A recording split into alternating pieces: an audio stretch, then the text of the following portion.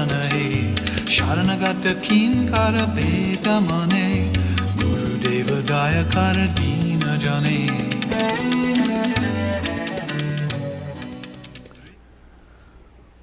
Om Ajna Timirandasya Jnana Shalakaya Chakshurun Militang Yena Tasmai Shri Gurave Namaha. Om Shanti, Shanti, Shanti. Manifesting as the mother of all wisdom, both sacred and secular, you dispel the illusion of ignorance and grant the precious boon of subtle insight. Your powerful presence has opened my inner eye of wisdom. Therefore, my eternal salutations unto thee. Om Shanti, Shanti, Shanti.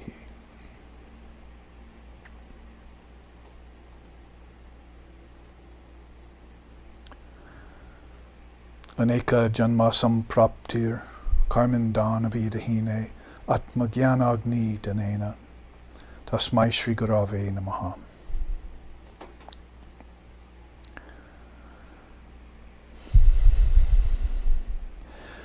I offer continual prostrations to the blessed Guru, who has kindled the fire of self-knowledge within me, opening the inner eye of wisdom and burning away the numerous karmas that have accumulated over countless lifetimes.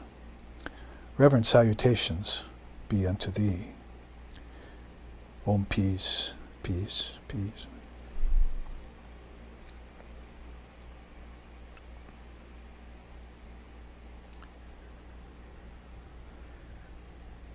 Om Satyena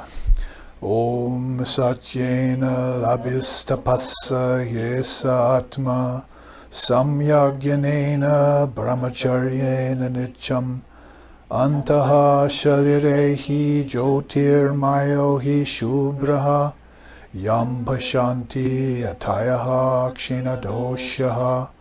Om Shanti, Shanti, Shanti.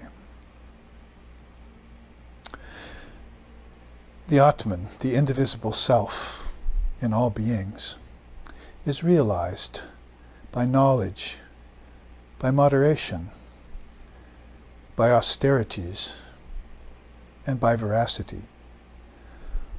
All of these elements constantly cultivated.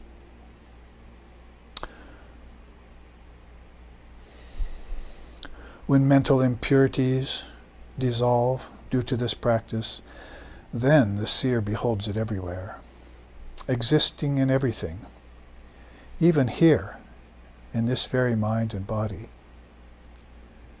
Om peace, peace, peace. May peace be unto us, may peace be unto all.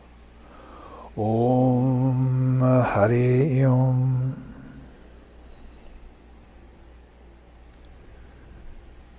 If you are watching at this auspicious moment, then you are one of those few in the world today who have an interest in esoteric things, one of them being Kundalini Yoga, which is really the system of philosophy right now that we're studying under the title of Jnana Chakshu, or Wisdom Eye, which I just chanted about in these two slokas from the Guru Stotram, among some 8 or 9 others.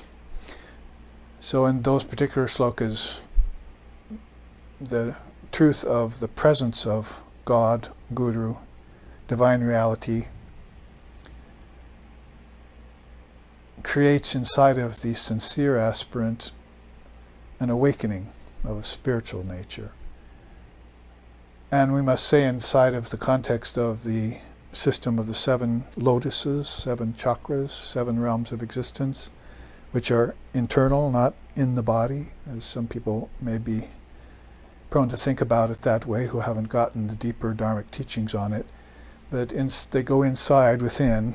And last week we studied about Nadis and Granthis. These are key yogic terms that every yogic practitioner who would be an accomplished or illumined yogi or yogini would want to pay particular attention to in this day and age. Sanskrit, yes, but Sanskrit has that unique godlike quality. Devabhasya, it's called in the Sanskrit language, and so the language of the gods. So there was a whole cross-section of illumined souls who received their enlightenment due to the specific nature of the Sanskrit language around speaking Dharma, basically, or Atmagyan, as Lord Vashishta would call it in the very ancient times. And in accordance then with this opening of Kundalini Shakti,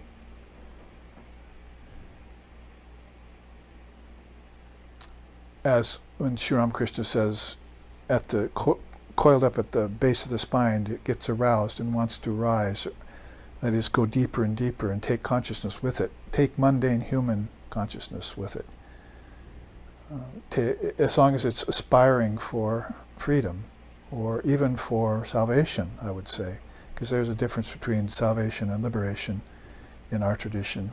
Salvation gets you to heaven, liberation takes you to formless reality, or one with the Father.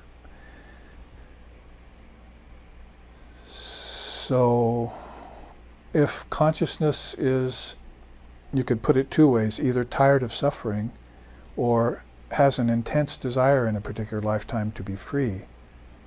Free here would be free of names and forms, free of conditionings, free of convention, free of limitations, obstacles, free of the round of births and deaths in samsara.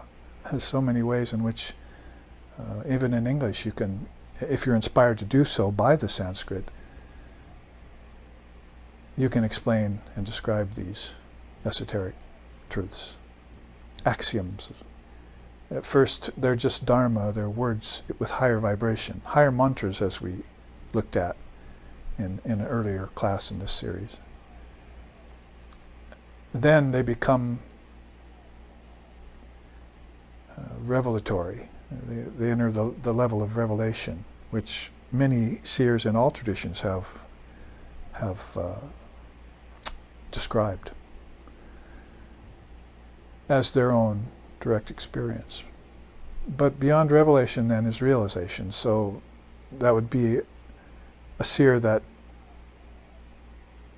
or a luminary that is swept away, is transported into ecstasy, with no thought anymore about the world and its sufferings, or suffering beings either.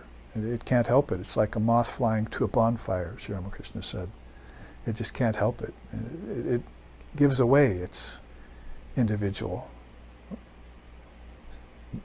ego, sense of individuality, with all those aforementioned problems attached to it, limitations, obstacles, suffering, gives that away, not because necessarily it wants to get away from that, as in the case of a soul that maybe isn't so advanced, but in the case of a soul that has opened this inner eye of wisdom, the Jnana Chakshu. If thine eye be single, you shall know the truth. So it's really more attracted to the truth of, and than it is wanting to get beyond suffering. Because by the time a soul has opened the inner eye of wisdom, it's opened two other chakras, heart and throat. You see, that's Vishuddha and Anahata, they call it. And if it's opened those, then it's already beyond suffering or fear of suffering. In fact, it can actually go back and take on the suffering of others, and it doesn't matter so much to it. Vashishta had some very humorous teachings actually about that. A person who's realized this higher level of reality we call Atman in Vedanta. When a shower of arrows enters it, it feels like it's getting a massage with nice fingers. You see, nice oil. And he goes on and on like this, different ways, boiling in oil or whatever, with different ways that you faced horrible deaths. He's got this explanation for it. that these things just seem like nothing to the Atman knower because they're beyond the body, they're beyond the nerves that tortured it.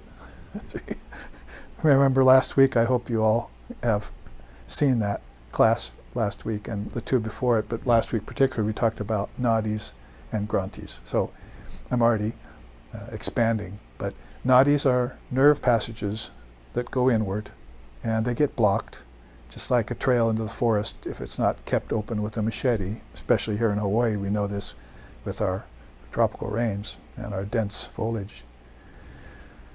So you keep that open with your spirit, the machete of spiritual practice.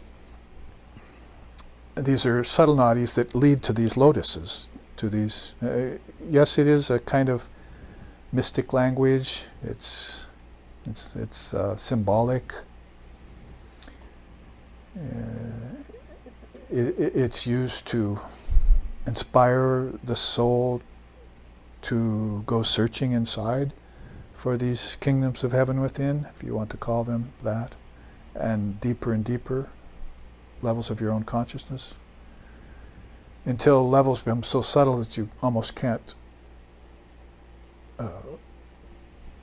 cognize the differences between them. The differences are very subtle, like the difference between witness consciousness and underlying consciousness, kutastha, and the difference between that and the formless Brahman, where all sense of individuation goes away. You're not thinking in terms of nerves or blocks or worlds or realms. There's some verses I can sing to you about that. I have them maybe later. So nadis and then granthis we looked at last week. Granthis are these knots. And you might think if you're a practitioner of superficial Kundalini, we could call it, or pseudo-Kundalini, because we know there are pseudo-advicists out there, and there are pseudo-yogis, or pseudo-yogiism, beings that are restricting these great systems to just the physical. It would be just a general overall description of that, because they've been raised in the physical, and matter is really their only recourse, and their lives around matter are all important to them, that they can't lift off like a hot air balloon. Their mind is burdened down with the sandbags of lust, anger, greed, jealousy, fear, shame, grief, disease, brooding, worry.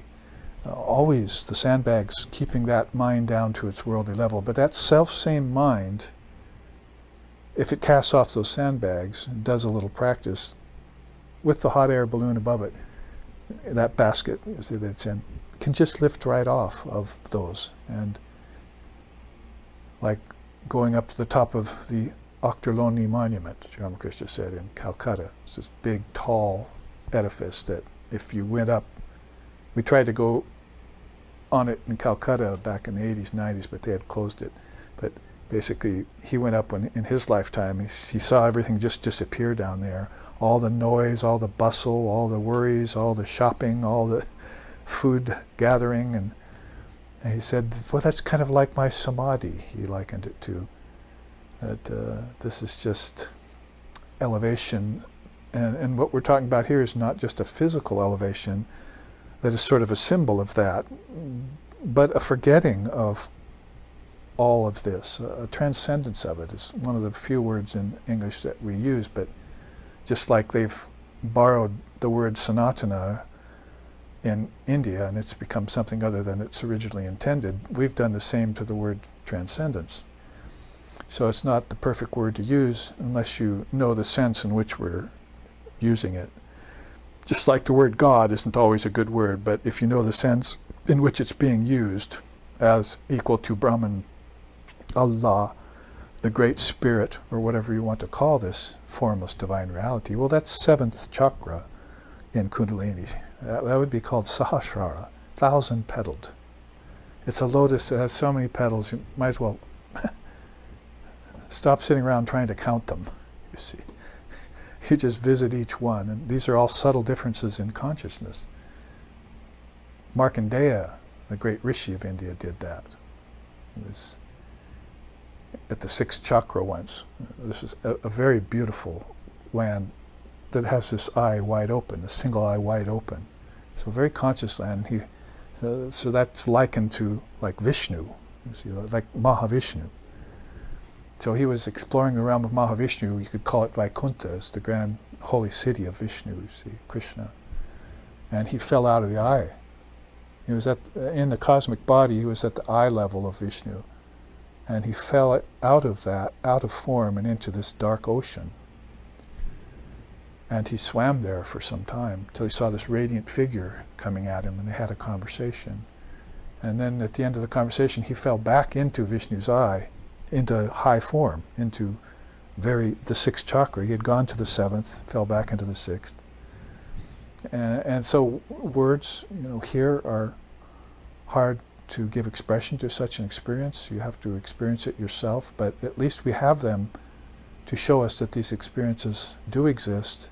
They are real, more real than what we experience here, free of suffering, for instance, and a totally liberated state, like a hot air balloon that's not only lost its sandbags, it's bye. See, all the occupants in it are waving goodbye to you, you see. Like Buddha, gone and gone forever. Don't have any more hope for me, for the world. I'm gone and gone forever. So you're talking about nirvana or samadhi or satori in Zen, asampragyata in yoga, seedless samadhis. Seedless samadhi, sorry, I should correct myself. There's only one of those. There's lower samadhis, there are many. So it's wonderful to hear this, and then more wonderful for you to contemplate it on your own. And then the greatest thing is to realize it. That's called Shravana, Manana, and Nididhyasana. That's the threefold proof of truth.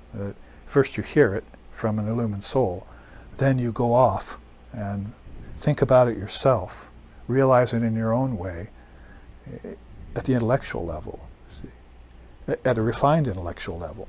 Not just the secular, because we just chanted this, oh, Mother of Wisdom, you are the mother of both secular and spiritual wisdom. So to stay just at the secular level, she's veiled there. You don't see her, the Maya Shaktis, in different levels. She's using her avarana and vikshepa, her veiling and her distorting powers, to keep people who are not qualified yet to see her at that level of intellectualism. My teacher from the podium used to say all the time, you Western people, you must get beyond the frame of intellectualism, the intellectual frame of reference, he called it, to quote him exactly, so that you could produce a few jivan muktis, a few living liberated souls in America or Europe or in the West would be good. We've seen saints. Very, very hard to look around in West for centuries to find a seer. They must be existing somewhere. Like Meister Eckhart was probably a seer. But in India they've seen them, and it's sort of, spiritually speaking, a common run of beings to be a seer. Here we would probably say, well, if I could be a true devotee of the Lord, that would be a great name, moniker I could pin on myself, a badge, merit badge, spiritually speaking, I could have. If I could just be a true devotee of the Lord, without any hypocrisy or insincerity or narrowness or bigotry, religiously speaking, in me. So we found out then by last week's class that there were grantis and nadis, and these nadis should be opened. Breathing, we found out, was one way to help open these nadis. Those would be more physical, but that would bridge into the metaphysical if you opened with breathing. It doesn't go very far, very deep. I had a woman in India write me just yesterday saying, well, here's my practice since you've started teaching me. I didn't have a practice before you started teaching me. Here's what I'm doing now. So she's talking about 10 minutes of asana, 15 minutes, 3 different kind of breathing exercises, and studying the Gospel of Sri Ramakrishna. She actually read that. She's reads a few slokas and pages out of the Gita every day. So she's got basically going on there asana, pranayama, and swadhyaya of yoga. What else should I do? She says. So it's because once you get a taste for this, it's like, yum, this is beginning to open my inner eye of wisdom, as the Guru Stotram is saying here. So I said, well, there's a thing called meditation, because that's the seventh limb of yoga. Basically, you're talking about third and fourth limbs there. And the niyamas, or the second limb, are actually studying the scriptures. Everyone should be doing that. I hope you're taking my hint if you're seeing this as a Westerner. Get these revealed scriptures that she's been studying: Gita, Gospel, Shankara's scriptures, Upanishads, everything that has to do with Vedanta, the Yoga Sutras. And so she's studying the Yoga Sutras. So I said, just add meditation into this. Here's how you do it. And because we're all here, and many of you out there watching today are frozen in place because of this virus. They call it COVID for short, I think. So, frozen in place, and you can't leave your home necessarily, except for essential things, they say, and so forth. And so this is your chance to retreat. It struck me just thinking about this virus and how it stopped everything. Jet airlines have fallen out of the sky, as it were, and dolphins are coming back to the rivers in Venice. There's things happening in the world that is just like this pall of gloom went away for a week or two or a month, and all of a sudden the world is starting to right itself again. It kind of makes you love this virus in a certain way. See? So there are some very good things about challenges, trials, and people usually only find that out when they retreat. So if you were to be able to retreat, not just on the weekend when you don't have to go to work, if that still happens anymore, I think people still have to go to work on weekends now, it's gotten so bad. What we're talking about here is action as opposed or contrasted to inaction. You should have part of your life that's inactive, not just sleep, because your dreams are action too. So unless you're in deep sleep, you're acting even when you're sleeping, because action begins up here. Thought is father to the deed, isn't it? So if you retreat only out of fear of a germ or contracting some disease out there, that's not the kind of retreat that the yogis, that yogic practitioners are they don't really consider this to be a challenge or a problem, because they've been doing that all their life. You see, they've been retreating their whole life. Even householder yogis are doing that. Oh, I think I eat less. I think I'll just spend a lot of good quality time with my children and teach them the Dharma. I think I'll read the Gita. That's been a daily practice for them. It's not something that they're going to do all of a sudden because some germ forced them into it. Some virus, some fear.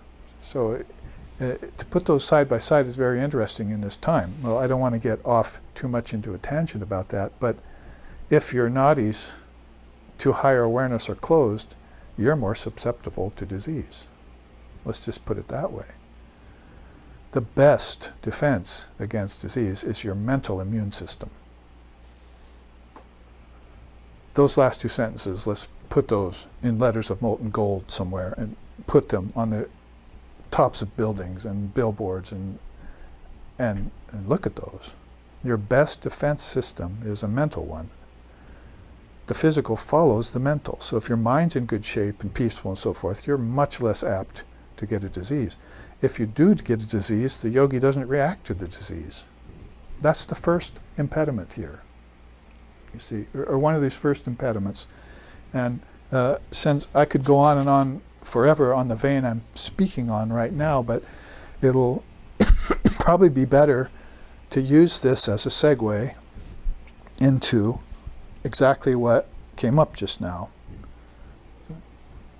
So if you're talking about segueing from knots in the body called granthis and nadis that they form in. So there's some inner passageways that are blocked. And so you can't meditate well, or you haven't tried to meditate yet. So you add that into your practice, as I was just telling this practitioner from India. Add that into your practice and some japa too. Those are the two things that I would say. Because japa, if you do it right and get a mantra from a teacher, accomplishes everything that asana and pranayama does without the dangers. That's a direct quote from the Ramakrishna order. The mantra recited, when gotten from an authentic source, teacher, accomplishes everything in spiritual life that asana and pranayama do, but without the danger. Quote, unquote. So you want to add these practices in to a deeper dimension of practice to open deeper dimensions in you. And so you're aware of them now. They're open, like a trail you blazed. And so what you've really done, although it's not like a topographer can go up in a helicopter and say, oh, I see where they've been opening this up through the forest. You have to be sort of like an Eskimo studying snow conditions. You have to be a kind of inner topographer and go inside and say, well, I just opened up a nadi. And you have to tell yourself that you did that. Yesterday's practice opened up a nadi. How do you think the inner eye of wisdom got opened up by the presence of the Guru? If it wasn't going to the Guru and listening to those words and getting inspired, that opened nadis in you, several nadis. And inspiration can now flow along them. Inspiration that wasn't there in your life prior. So how to explain it? Maybe you don't need to explain it, you just need to do it and feel the effects of it and prove it to yourself. Shravana, manana, nidijasana. This triputi is very powerful. So this line of reasoning, teaching, dharma, convincing if I have to, exploring, disseminating, transmitting, brought me to this idea about disease getting in the way. It's one of the first impediments in Kundalini Yoga system. And it's also there in Patanjali's yoga. Let's read the first quote and I'll show it to you. At the top of this chart, which is called the 7 Causes and 10 Impediments to Kundalini Yoga. So if you want to be a Kundalini yogi or yogini, then you'll probably sit up and pay attention, because this is right out of, some of it's right out of the Yoga Kundalini Upanishad, and Upanishad is Vedanta. So here's where Kundalini and Vedanta form a hybrid. Hard to tell which one came first, because Kundalini is the actual experience of what Vedanta is calling non-duality. You're an active participant in the awakening of these chakras. It's not just happening once in a lifetime where you get some vision, or a couple times in dream during your life, or you wonder what that was all about, but you never find out what it was about. This is something that you're actively pursuing every day of your life, they say with every breath. So pranayama, you're just doing it and say, okay, I did my pranayama today for 15 minutes. You missed the whole point. You might be setting the ground by doing breathing and opening some physical nadis, but by doing the deep breathing and knowing what it means and how it opens nadis, you can travel along the nadis consciously. It would be like, otherwise somebody taking you on a car trip along a road, coming home, and then you yourself taking a car and going along that same road and saying, I've never been here before. See? You were asleep when your friend took you along that path. You came home, you never even knew you were there. So that would be like asleep to your own consciousness. You opened a nadi with some practice, and then you just let it close. The next day even. You need to keep these open. So nadis and granthis are very serious considerations. They both have positive and negative connotations, just like all the lotuses have nectars and poisons in them. So this is what I'm going to try and connect today for you in this class, which is our final class of this series. So as far as the virus that we're all facing right now, a number of viruses have happened before, a whole bunch of other catastrophes have come to us. India suffers some calamities several times a year. It has a monsoon every year where people get killed by the hundreds. So if you're used to that already, well, here comes another year, we better batten down the hatches and get our mental immune systems ready for this. And that would be steadiness, fearlessness, thou shalt not pass, kind of, and keep visiting these nadis in conscious meditation every day, and in conscious sleep, and in conscious dreaming too. So Patanjali says about this, that we just came upon, imbalances appear in the body due to several causes. If the yogic aspirant reacts to these, then fears arise. And he falsely believes that his yogic practice has instigated these diseases. This is the first obstacle to the practice of Kundalini Yoga. So the yogi should abandon this and all other obstacles. So it's basically in the mind, isn't it, we're seeing? Which is why higher practices would be things like mantra in the mind, and to purify the mind, and studying the scriptures to open up nadis of wisdom in the mind, meditating to open up passageways to formlessness in the mind, so that mind that was once so dark and dull can all of a sudden lift itself up and out in a matter of days or weeks or months, if the practice is sincere and well guided. And patience is going to be needed, if not. Probably in either case, but especially if not, because if you're a member of a materialistic Western society, then you've got a lot of nadis that are closed down to higher thinking and to realization. And it's not going to do just to say, well, I can just abandon them right now. I'm going to have to study the tattvas, the principles, the teachings, because the karmas are lurking there. You can't just jump to the highest step from the lowest step. Even if you're a good high jumper, Sri Ramakrishna says, you'll never know what the middle steps are made of if you make that jump. You have to know the tattvas in between. Those are the insentient principles by which the soul moved to the body through nadis. And it moves out of them when it passes from the body, or when it has a high meditation, it goes through the tattvas back to pure conscious awareness. Timeless, deathless consciousness.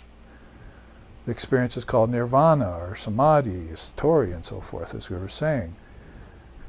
So if you come down the tattvas into the body, and some people do this consciously, they awaken in the body, that's called birth, and they begin to grow up, and let's say they're growing up in the Kali Yuga, you are here, as they say, and in a society that has nothing to do with the Dharma, nothing knows about chakras, what's that? Nadis, what are those? Granthis, what's that? Then you're probably behind the 8 ball, as they say. So you might exit the body in 50, 60, 70 years or sooner with all these nadis still blocked. You came down through some forced passage, as it were. You try and get back out, and you come up against these blocked passageways, which your dreams were kind of a signal of. Oh, my bad dreams, I'm brooding, I'm having horrible sleep. Here, take this pill. All the things that happen here, you see. But if you can open up with consciousness and with sadhana practices of certain things, like asana, pranayama, swadhyaya, austerity, tapas, and manana, nididhyasana, and so forth, all these things which Dharma is rich with, and practice is enjoined upon you to do, then you exit the body more consciously and you leave out of higher chakras. So one of the things you're going to have to be aware of while you're in the body is this first impediment to Kundalini Yoga, is that you react to disease.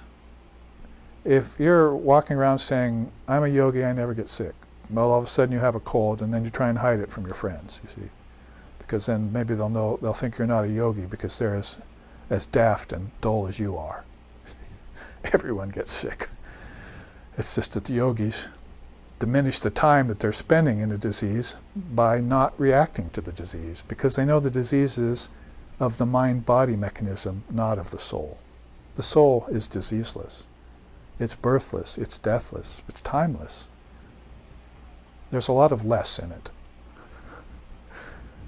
Just think of Atman and less, like Buddhism and emptiness, as the same thing, or a better state of mind for you to be at. You have less to think about. So be thoughtless if you want.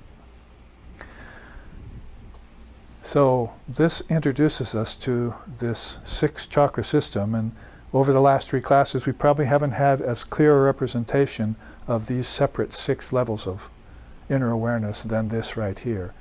And so showing it now is a good time for us to pursue these teachings. Now let's look at 7 causes then of impediments. Now remember, don't forget the Granthis and the Nadis, because this is why these 2 charts are side by side. At the break we can show both of them to you, and as we drink pure water and eat sanctified fruit and talk about Dharma, if we talk at all here at Kedarnath, our beautiful center on the Big Island, which we're now forced to stay in. Oh darn, I can't leave. Shoot, what a bummer. So if you take a look at a teaching like this, it will strike you in the mind. Like strike you in the face? No, it'll strike you in the mind. It'll slap your mind. It'll give you an awakening, like a cold splash of water. Dharma is tough but true. Sometimes we say that, tough but true. Those are the teachings you want, according to Sri Krishna in the Gita, that you want those things that are sour in the beginning turn sweet later, not the things that are sweet in the beginning and turn sour later. It's a good distinction to make with your viveka, with your discriminating power, your discriminating wisdom. So if Yoga Kundalini Upanishad has told us that this is a great problem, here's what follows, or we might say the contents of such a problem. Daytime lassitude. Nice way of putting it, but your father probably just walked up to you one day and said, you're lazy, good for nothing. You're lazy, good for nothing. You're no good. Anything to slap you and get you out to mow the lawn, or in our house to practice your musical instrument. Do something that uplifted you, made you worthy of your human station, not just lay around. So daytime lassitude, of course, that can mean a lot of things to other kinds of beings too. There was a story of Latu, whose birthday was just last month, where he was laying down with his cloth over him behind the counter of the ashram's shop where it was selling books, and a rich Babu came in, was talking to the Swami in charge there. For about half hour they talked. And then he said, oh, who's that lazy monk over there? This is one of the Sri Ramakrishna's direct disciples, very revered. Who's that lazy monk? I don't like monks like that, laying around in the daytime, see. And without even getting emotional or reacting, because you're not supposed to react, the monk in charge turned to Latu and said, Latu, are you sleeping? And Latu pulled the cover. Oh, no, I've heard everything you've said for the last half hour. You said this, you said that, you said this. So he's meditating. Sleep and meditation are the same thing to him anyway, because he's conscious in his sleep. He's opened up the nadis from waking to dreaming to deep sleep, and probably to turiya for all we know, formlessness.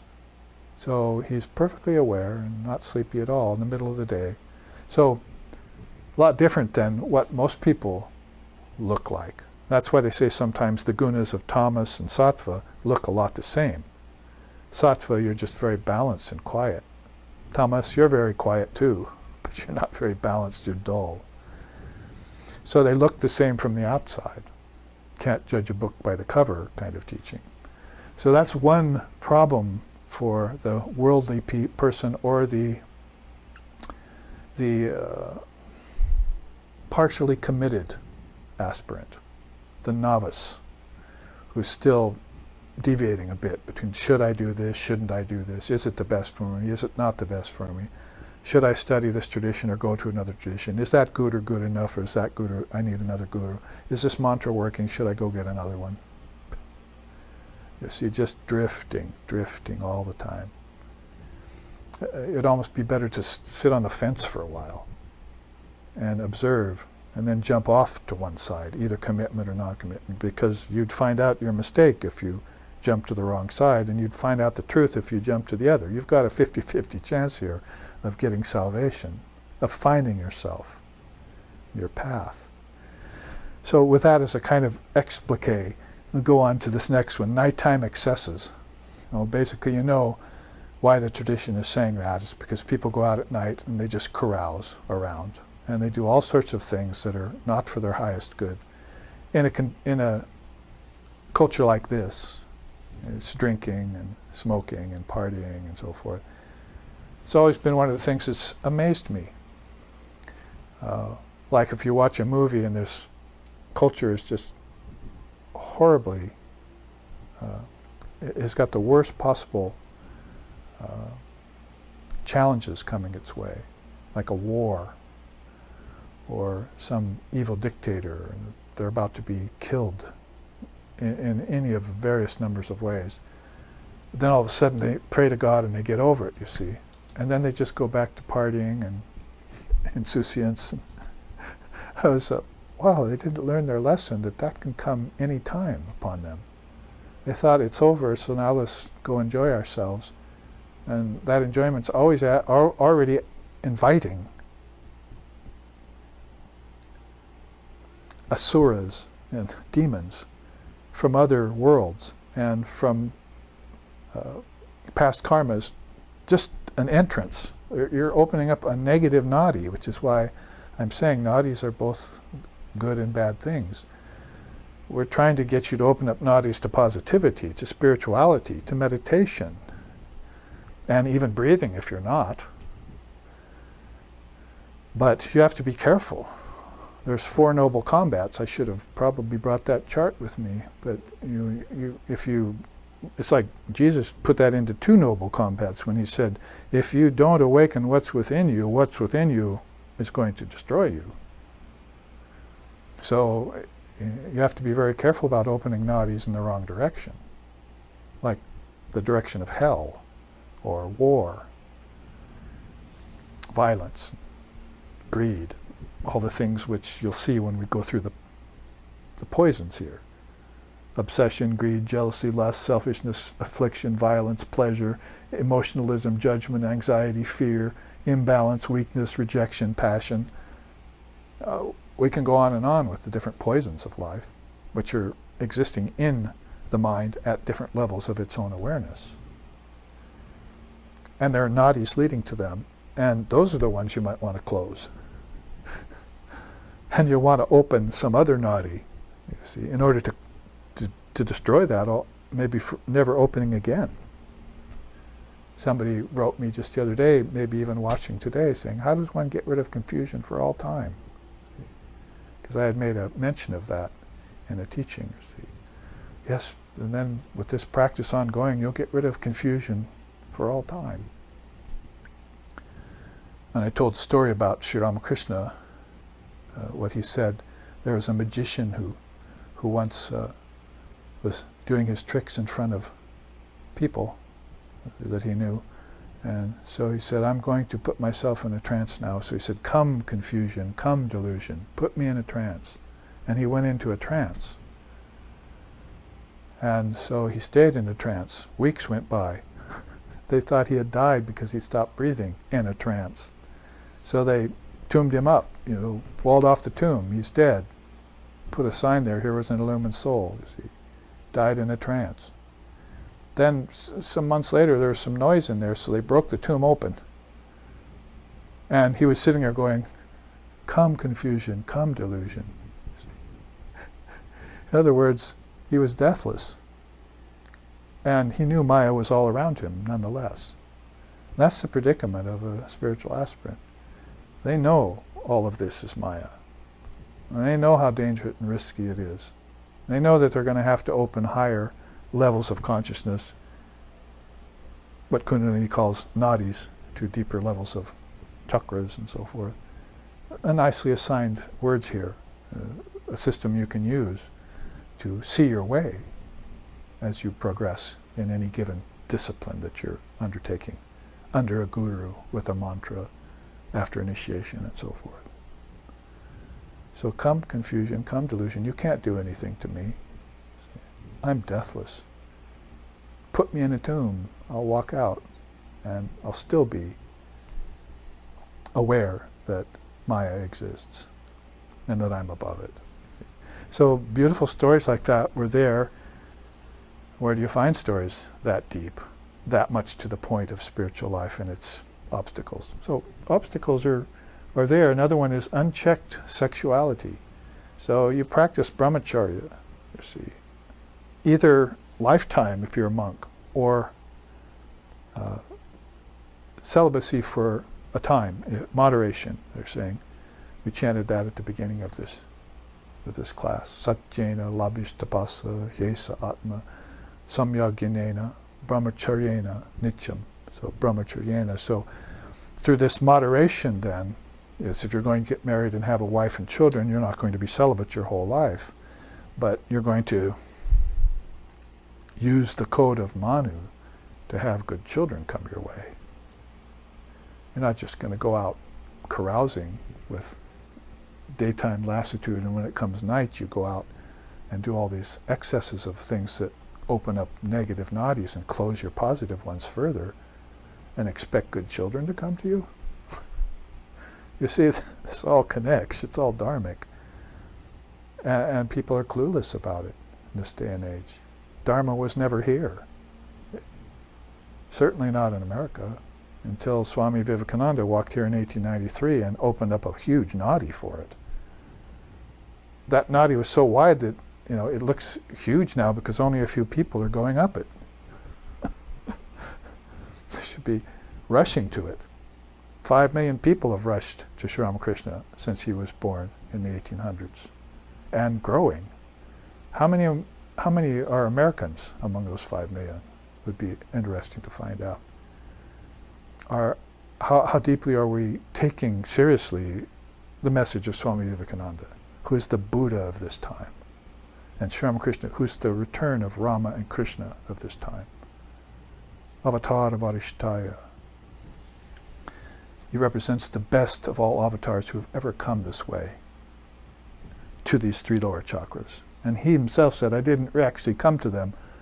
He's broadcasting from the heart, from the living room of God, he called it. And why put him in such a position that he'd have to warn you about things like this? You should be nobler than that.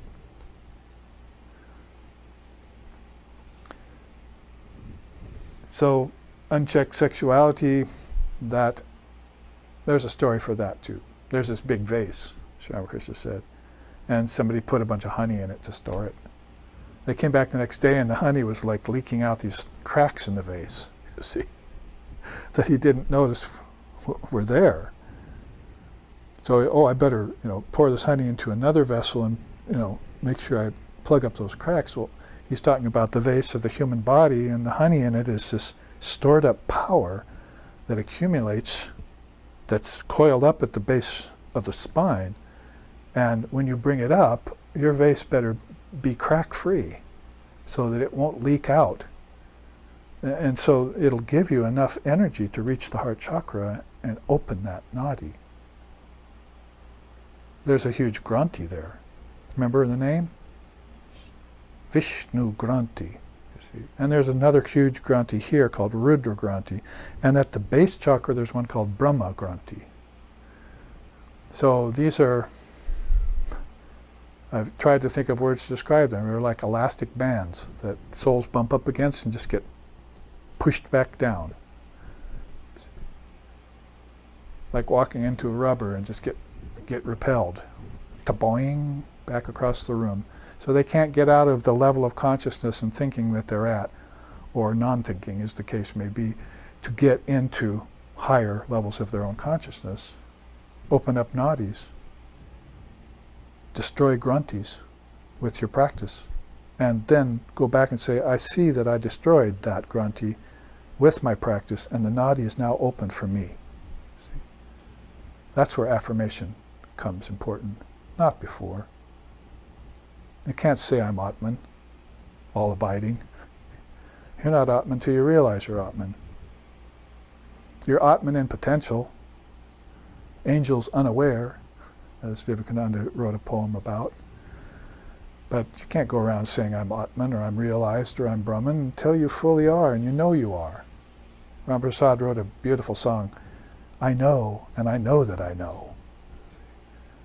The illusion of not knowing has been destroyed by thee, O Mother. See, so the contact with this Kundalini Shakti at a certain level, broke through the grantis, opened up the nadis, went to the heart chakra, saw the Mother, game over. Maya disappeared, back to the 3 lower chakras. It would just be like some clothes you wore that were too heavy. You just shed them when you went beyond your ancestors. I mean, probably call that getting wings in heaven, you see. Could make a correlation to that in Christianity. So you became free. And the illusion of not knowing disappeared. Everything that you know right now, you didn't know earlier in your lifetime, so doesn't that mean that you got over ignorance? So ignorance is not real? You got over it, so get over all ignorance. That's the point of the whole game. One of my students, probably watching today, wrote me yesterday from Iceland and said, and quoted to me the first thing I ever heard Ramakrishna say, that is, in the book, Gospel of Ramakrishna, a man is born to no purpose who, having been given the precious boon of a human body, is unable to realize God in this lifetime. So what does that say about daytime lassitude, nighttime excesses, unchecked sexuality? If those are barriers and problems or grantis in you, clean out the nadis with practice. What's next? Frequenting crowds. I was thinking, well, here we are with this virus, you see, right now. And people have given up frequenting crowds. They have to, because they might contract this disease. So now they're at home. Hopefully they're spending good time with their children. You see. I mean, if you don't have very much wherewithal in your head, not much knowledge of Dharma, then spending time with your children is not going to be a good thing, because you're passing on your own ignorance to them. You have nothing to tell them. Tough but true. So you better get some wherewithal in you. You better awaken yourself so that when you have some time to spend with other people, even if it's inside of a cloistered area, then you'll have something to share with them that's meaningful, that actually will do away with the fear of disease. See? Because if you're predestined to get the disease, you'll get it. If not, you won't. Your death is predestined in my tradition. You chose it before you entered the body. Oh, I'm going to live this much. I'm going to take these parents. I'm going to live this many years, and I think I'm going to die that way. See? The conscious soul would be doing that, but I think the unconscious soul has something to do with that too, because if we get out beyond the body into these other chakras, heavenly chakras, which aren't very high in Vedanta, you can see a lot. I can see for miles and miles, the song thing, see? And miles and miles and miles. You can see a lot more than the denizens of earth, who are restricted to this lower chakra. I mean, so restricted to it that they think they are animals. In the garden the last few days, you see, and the cows, this young fresh batch of cows come up to me and look at me with curiosity, and I feed them a yellow kale leaf or something, you see. And so I'm a human, they're an animal, they're subhuman. Why are they there? They want something. to eat more green. I want to eat more green, as my stepmother says. So, I'm sorry, mother-in-law used to say. So, this whole rash of movies and cinematography and animated stuff is all about, animals. Let's put this sentimentality in animals. And why is that a problem? It's a poison, actually. Sentimentality is a poison in a chakra. And you're feeding it. So if you get to frequenting crowds, then we have something in our tradition called sadhu satsanga in Sanskrit that translates as holy company. See, if you have holy company, then you've got a guru and a group of like-minded individuals who support your spiritual life. They don't detract from it. You should always be a supporter of Dharma, never a detractor from Dharma, Sri Ram says in the Ramayana. So if you have that, you have what's called holy company. It's one of the 4 sentinels, according to Lord Vashishta. 4 sentinels of your life, see. So this is frequenting a different kind of crowd. So every one of these things has a poison and a nectar to it, an upside and a downside, probably even a mixture, an admixture. You should look for the sugar and leave the sand behind. Be an ant. And take the best out of life. Learn how to extract the essence out of your experiences, no matter what they are. Why should you retreat in your home, scared of a germ, and then cower in fear and shiver? See, is that a good way to spend your time? No matter what's coming, what's to come? Or should you say, well, this is a forced retreat, Where's my teacher? Where are the scriptures? Where are my children I can talk to? Where's the holy company? Where's the dharmic family? Let's get on the computer and watch a teacher speak Dharma. So these first 4, they're a no-brainer in a sense. I don't think people even who are not spiritually oriented or not particularly religious would see the sense in transformation, getting to a higher level of consciousness and thinking about those. The other 7 are untimely elimination of waste. It's funny that people will talk when they first get into spirituality, they just want to know all about food. And it's probably good that they get that issue settled in this day and age, in this culture. Get some good food going, because that Kundalini that's gonna help the prana be strong so that she'll ride it, like Garuda. Prana is like the dragon bird that she mounts and rides inward. So prana has to be there, strong, without spikes, with no ebbs and flows, powerful. Strong vehicle for you to ascend inwardly. So they'll talk all about food, but when it comes to waste, they go, I don't want to hear about that, you see. Excretion. It's one of the pranas, see. Excretion of carbon dioxide, you see. I breathe in oxygen, I excrete something else. Well, there's the power of the 2 kinds of prana, you see, of the 5. 2 of the 5 pranas. And excretion of bodily waste, waste of food, perspiration out the pores. You want to have a healthy prana and doing this properly. And what if you were to say, I can think of several examples, you see. I have to go to the bathroom, but I'm too busy. I'll hold it. You see. Or I wake up, I have to go to the bathroom, and I'm too lazy to get out of bed, you see, to go empty my bowels. So later on I get a disease from that. I've held waste in my body too long. It's not a spiritual teaching here. I mean, it's much baser than that. It's much more practical than that. How about covering your body with lots of cosmetics? Well, I think I'll plug up my perspiration so it won't happen anymore. Untimely elimination of waste.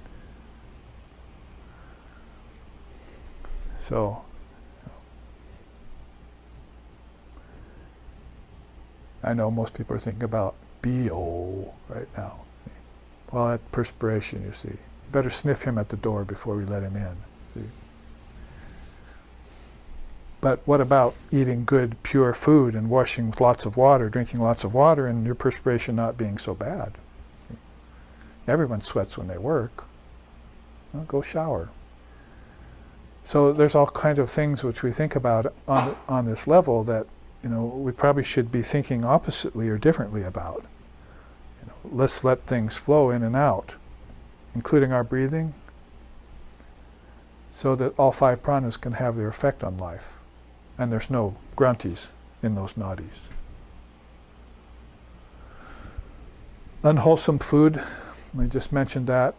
So, like I say, a big one to most people, they're interested in unchecked sexuality. So I better stop eating garlic and onions, I think, you see. As if that's going to do anything to a person of higher consciousness. But in the beginning it has some sort of merit, they say, you see. Because it'll increase some sort of ability for the prana to, to run jaggedly. And you should be resolving that with your mind, not with your food. But if you have to resolve it with your food at a novitiate kind of stage, then you're going to have to make sure that your food is wholesome and pure. Organic is best, yes, but if it's not always possible, then do your mantra over it. That'll purify it. In fact, even if your food is organic, you should do your mantra over it, because organic food will only take care of 1 or 2 of the 4 defects of food.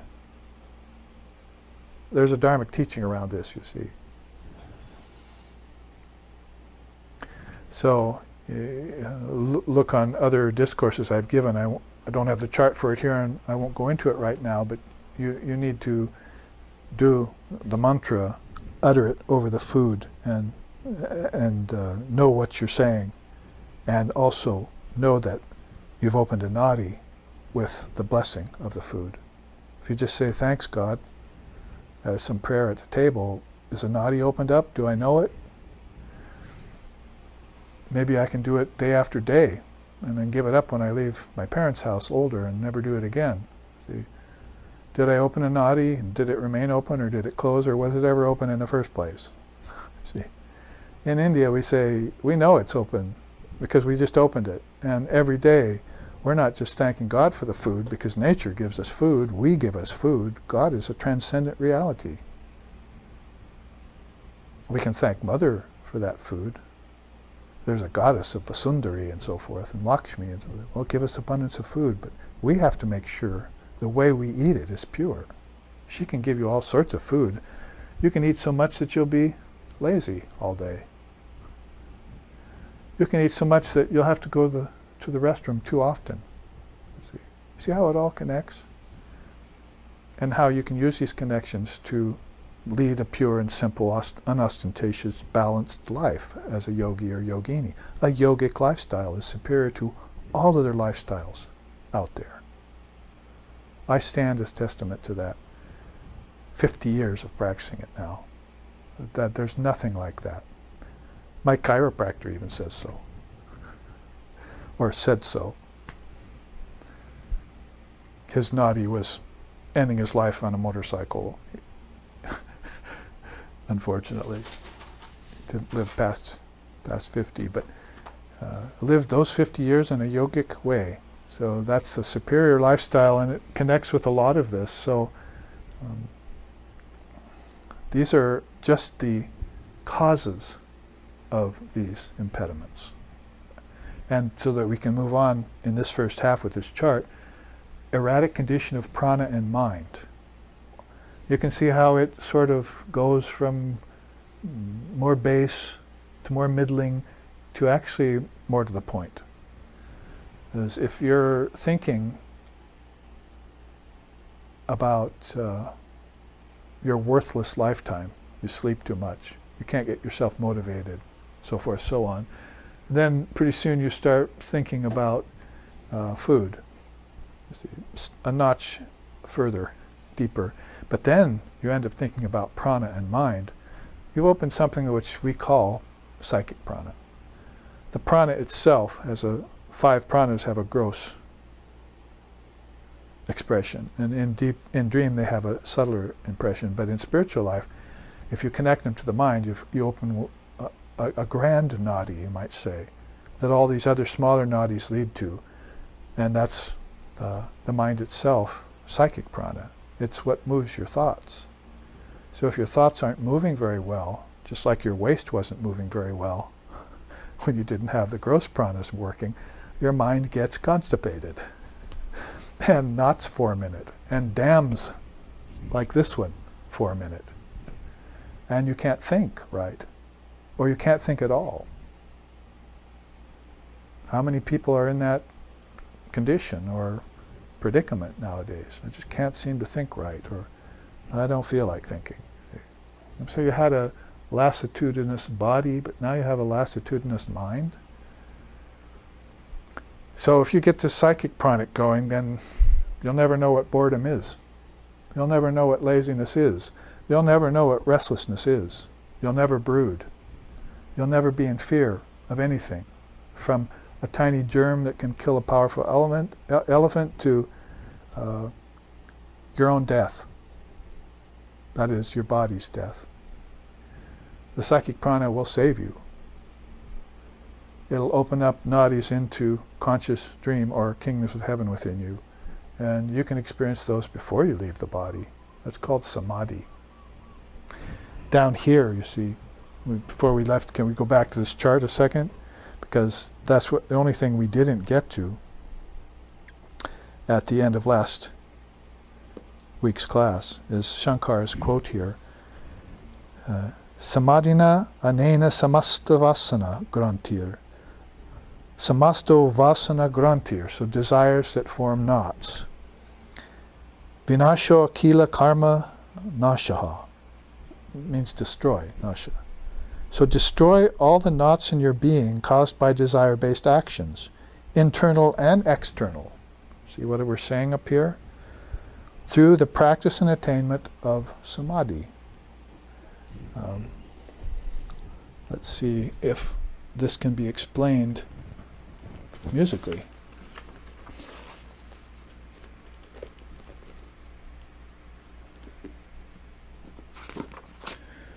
The Avadhut has a good way of talking about samadhi.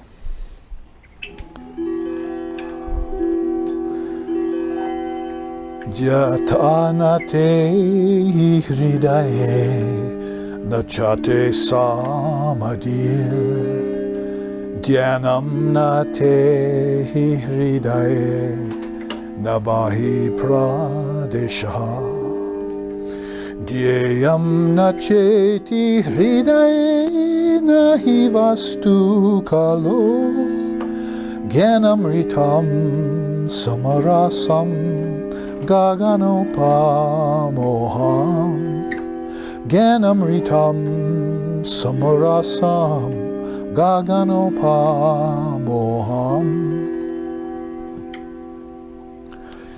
So he sings in his 40 verses, this beautiful one, which is, or 42 verses really, he sings in verse 41, there is no separate space inside or out in your Atman. So how can there be a place to meditate or a meditator striving to go within? No form can be where no space exists. So who is it that you are trying so hard to see? Samadhi, that's just your true nature. You are pure existence, pure wisdom, and pure bliss, absolute, as boundless as the sky and infinite like space. It's called the Jnanamritam Stotram, or the 40 verses in the Avadhuta Gita. This unique soul called an Avadhuta, and how he deals with people's thinking, conventional thinking, and shows them what a contrast there is between a person who has opened this chakra and a person who only lives at these 3 lower chakras. What a difference in view and perspective. Like going up the Oktaloni Monument again and or a hot air balloon and seeing all that just disappear. Boundless like the sky, infinite like space. You see.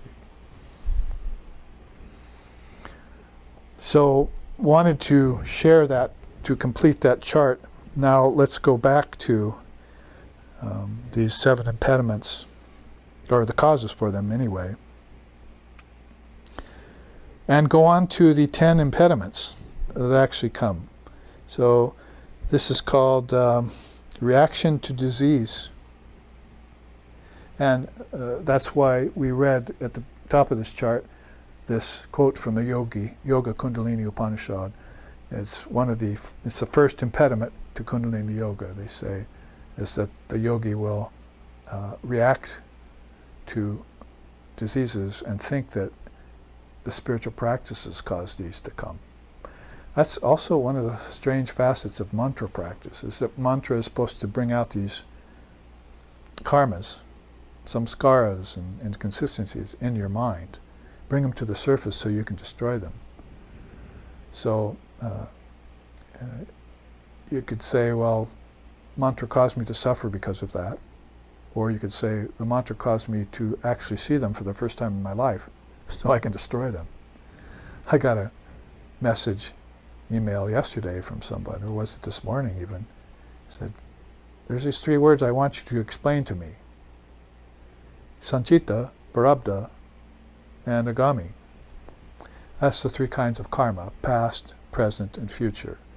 So I'll answer that email probably tonight after our class here, but it shows that this person is thinking about karmas. And yes, it's true that Prarabdha gets the whole commentary in the Gospel, in the Gita, and other places. You never hear much about Sanchita or Agami. It's all about your Prarabdha karma. So that means this karma that you're living right now. And so it's sort of natural that that be the case. But you don't know the causes for it. And here you have the impediments, but you have the causes. So you're actually looking back to a source of your suffering. And this is what Buddha wanted you to do in the Four Noble Truths. What's the first one? Admitting that there is suffering. And the second? There's a cause for suffering. So origins or causes are very important at all levels, whether they be for physical diseases or karmas or disciplines or samadhi. Where's the origin? Or knowing the gods, contacting your dead ancestors, having a vision of your guru who passed from the body.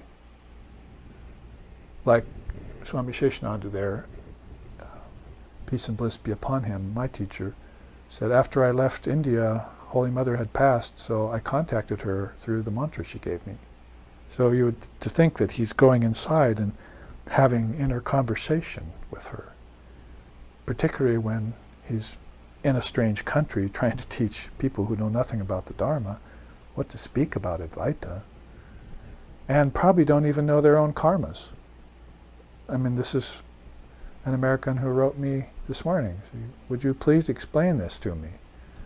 So somebody's actually beginning to think, because of 20 or 30 years of our offering SRV classes, about the 3 types of karma that you'll hear mentioned in the Ramayana and Gita and Gospel. But where do you get the deeper explanations for them? You go to your teacher, then you practice, and then you can see your own karmas. So going on a little bit long about this, but reaction to disease is going to block your ability to do this. Not a good thing.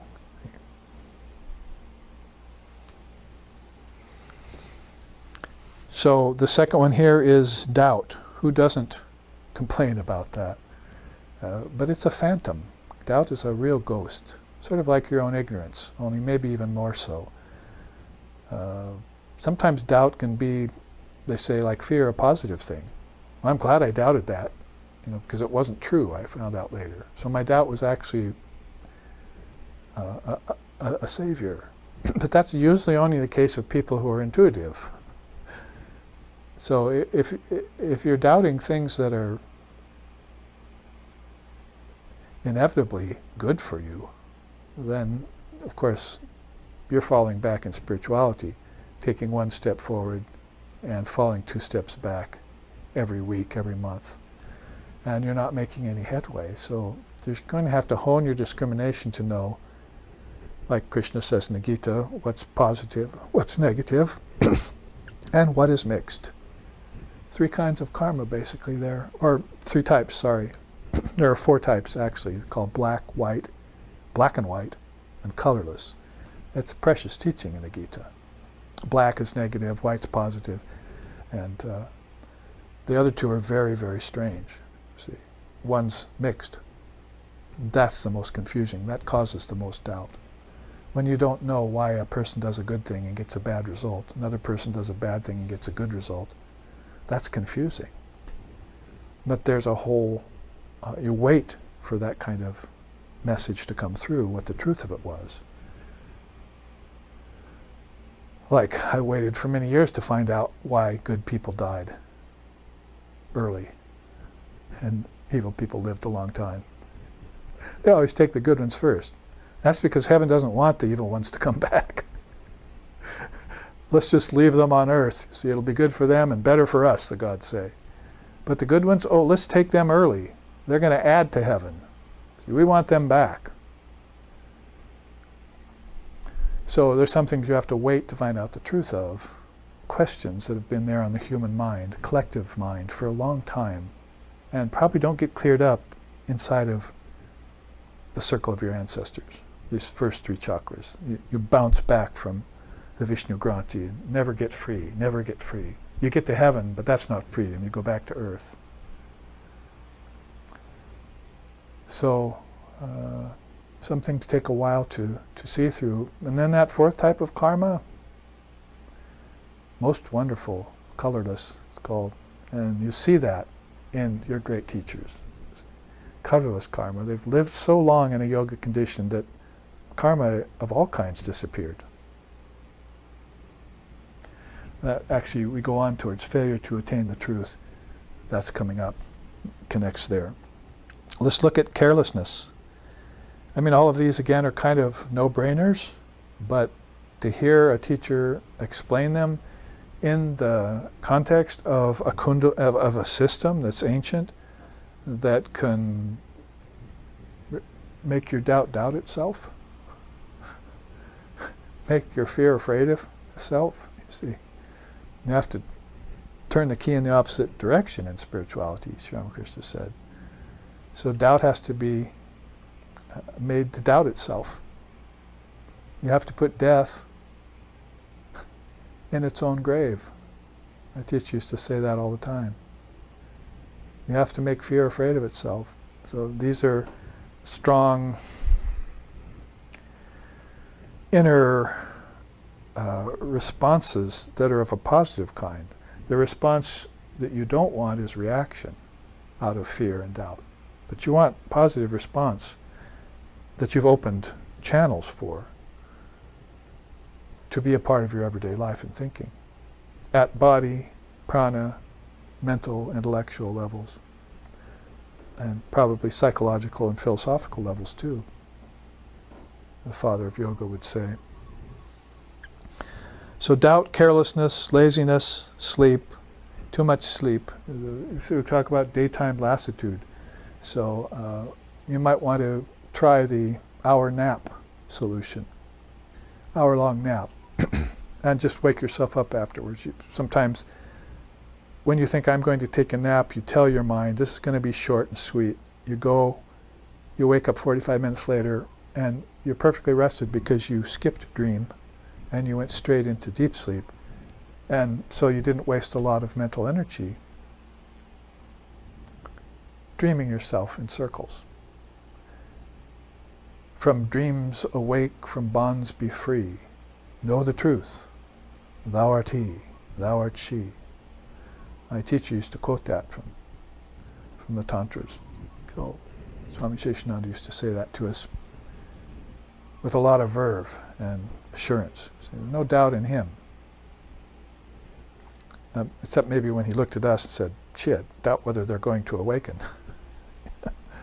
Are their ears open? I mean, there's two nadis, probably would be the first two you want to open. These two. Get your earwax out of there first, so you open it on the physical level. And then take your earmuffs off, fool, and listen to what the teacher's saying, because you're there to do that. Don't make yourself into a living contradiction. And then open up subtle sound. Concentrate on Om, meditate on the word. Find out what your teacher's saying, study it, svadhyaya style. So these are just like nadis. There are gross ones, and there are subtler ones, and there are causal ones, until finally you can go up the Sushumna, as this tradition would say. Central channel. We're to think that the illumined seers can just go straight up it. It's almost as if there are no chakras existing. The Bhagavad Gita says that. He said, what's this about three worlds, waking, dreaming, and deep sleep? I don't even know about a fourth world, he says, you see. So he's just going up the central channel, and it's all the same to him. It's all one ocean of consciousness, without divisions. In the remaining minutes, let's look then here at attachment to objects. Of course, that's going to be on the mind of any teacher of yoga, whether it be Patanjali or Kundalini. Attachment to objects will form a huge form a huge granthi in a nadi that should be free of possessions. I don't own anything. I don't covet anything. That would be the yogi's view on that. Could handle things, live amongst them, as Patanjali says, but hands off. Erroneous perception. So now you're jumping not from body to prana to mind to intellect. That's where your intellect comes in, and your intelligence should be first and foremost. If you could start from there as a practitioner, you wouldn't have to worry about anything that went before, including your sanchita karma. You see, you would have purified it, and your intellect will be shining. And if intellect is shining, it's full of particles of intelligence that are all iron filings moving towards a magnet. See? The great mind is the magnet, Ishvara is the magnet, and the natural trajectory and inclination of a mind whose intelligence is awake and flowing, just like prana will help other things flow, is to move towards these higher stations of consciousness. You're talking about Vishuddha, Agya chakras. And they will exit and come in and out of those as they choose when they leave the body or die and return to a new body. So this is all upper four chakra living. See, these are the kingdoms of heaven within you that are very high and very wonderful, very sweet. And they're beyond the angels and the celestials, and probably beyond many of the gods. They're with the seers and with the realized souls. Taparloka, we've looked at that before, the 7 worlds. 2 weeks ago we looked at the 7 worlds across from 5 other systems of 7 in India. It was marvelous, that chart, really.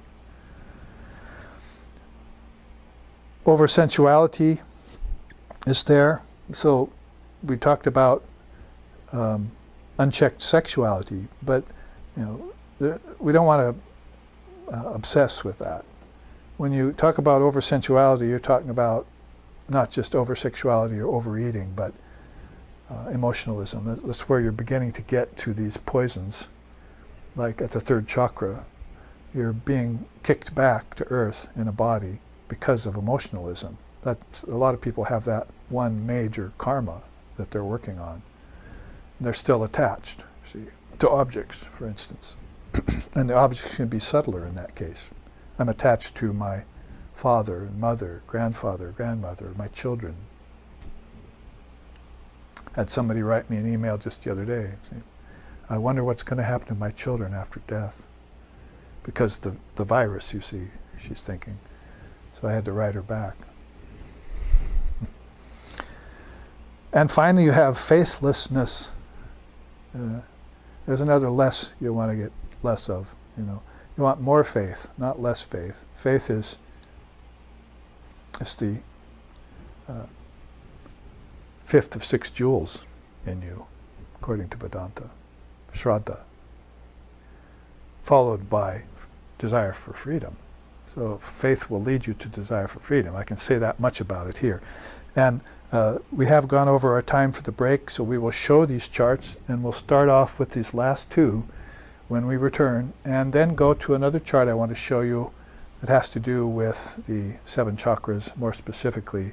Of course, we want to look at the poisons and nectars quickly, and that will be our fare for the rest of this final class on Jnana Chakshu, the Wisdom Eye, and the Kundalini Yoga system. So here, let's pause. Namaste. Kula Kundalini Guma Banda Kahe, Revi Granti Vidarana Kara Kahe, Mama Manasha Chanchala Ratra Dine, Guru Devadaya Karakina Jane. Jaya Sadguru Ishvara Prabha Kahe, Bhavaroga Vikara Vina Shaka He, Mana Jena Rahitava Shri Charane, Guru Devadaya Karadina Jane. Guru Devadaya Karadina Jane.